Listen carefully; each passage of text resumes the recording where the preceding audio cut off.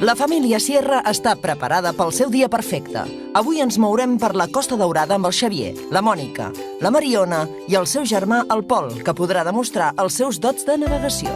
Però comencem en terra ferma, visitant la vila romana de Sencelles, on hi ha vestigis romans que daten del segle I abans de Crist. La gran sala circular, coberta amb una cúpula de mosaic, conserva les pintures de temàtica cristiana més antigues del món romà. També es pot visitar la cripta, on diuen que hi ha la tomba de l'emperador Flavi Juli Constant i fins i tot aprendre a construir una arquivolta com feien els romans. Molt bé! Aconseguit, Agafem el cotxe per anar a la platja llarga de Tarragona. Aquí la família farà un passeig amb catamarà, però com que és la primera vegada, el club de vela els espera al Biel, que els fa una classe prèvia.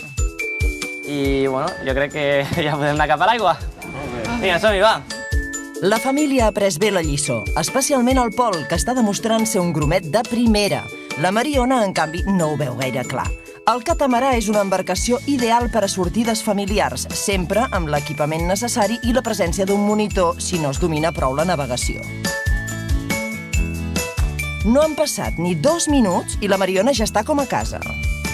Aquesta és una manera diferent de descobrir la façana litoral de Tarragona, amb platges de sorra fina amb tots els serveis a punt. La Costa Daurada reuneix les millors condicions per a la pràctica d'esports aquàtics pel seu clima estable i les aigües tranquil·les. Ens aturem a dinar al restaurant El Natural, on el Pol s'introduirà en una de les passions d'aquesta terra tot jugant.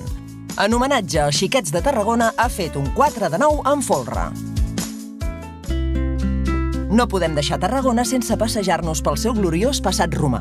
Aquí tenim la maqueta arqueològica de la ciutat romana de Tarraco, d'acord? La Geòrgia ens fa de guia pel Museu d'Història de Tarragona i ens explica amb tot detall com era la ciutat fa 2000 anys. Tàrraco va ser una de les principals capitals de la Hispània romana. Queda ben clar veient el circ, el Colosseu i l'amfiteatre. Què han dit que s'hi feien a l'amfiteatre? Lluites de gladiadors. Molt bé.